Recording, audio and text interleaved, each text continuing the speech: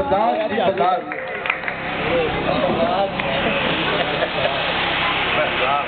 علیکم جناب، میرا نام ثاقب بہزاد ہے، یونین کونسل 257 تو میرا تعلق ہے۔ تھوڑے نال تھوڑیاں گلاں کرنا چاہواں گا۔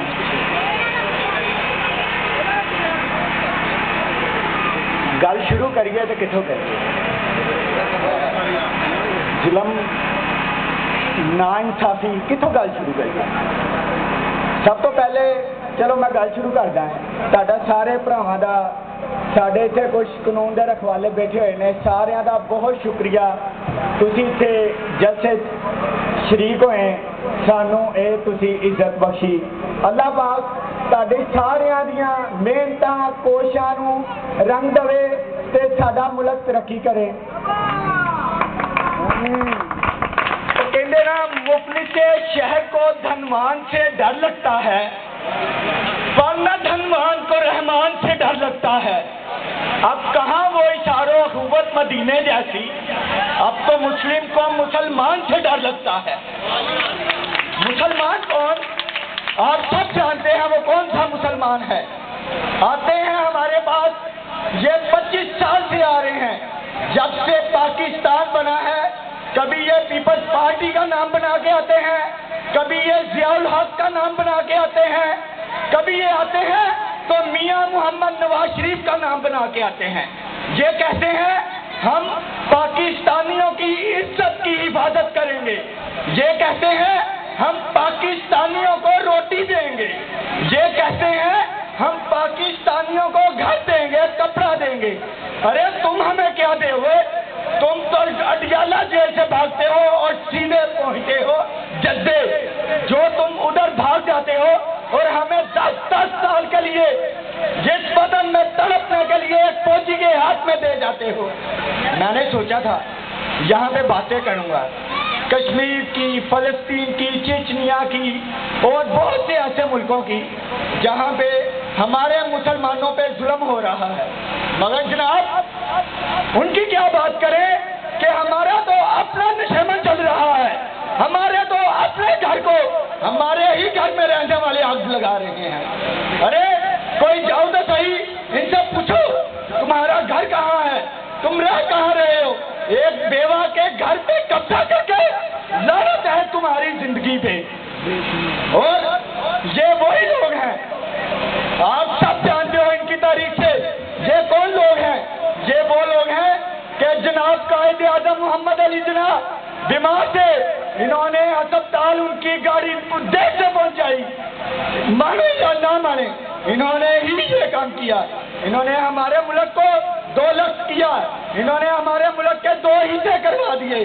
اب یہ کہتے ہیں کہ کشمیر سے باہر نکل آؤ، سیاچن سے باہر نکل آؤ۔ پاکستان کو پہلے کیوں باہر نکلنا چاہیے؟ ان کی کیا ہم کیوں ان کی ایسی باتیں مانیں؟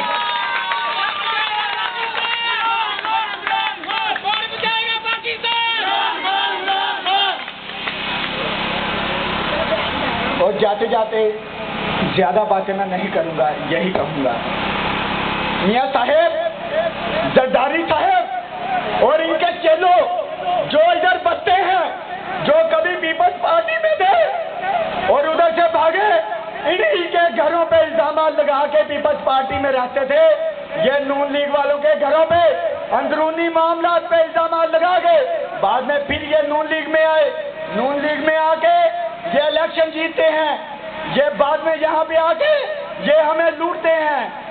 میں ان سے پوچھتا ہوں تمہاری اوقات کیا ہے؟